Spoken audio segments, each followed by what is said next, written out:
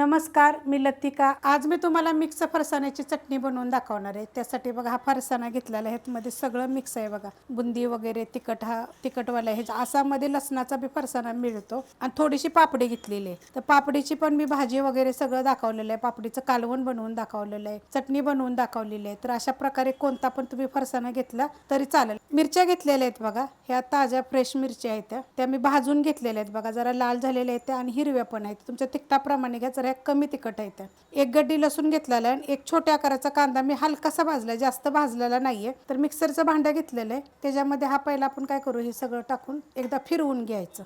जास्त आपल्याला एकदम बारीक वगैरे करायचं नाहीये, मोठं मोठं करायचं। त्याच्यामध्ये थोडंसं मीठ टाकायचं, का तर आपल्या ह्या फरसाण्याला मीठ असतं, त्यामुळे ह्याच्यामध्ये तुम्ही कमी मीठ टाका। तुम्ही ह्याच्यामध्ये चाट मसाला वगैरे पण टाकू शकता। हे मी फिरवून घेते, फिरवून घेतलंय बघा अशा पद्धतीमध्ये।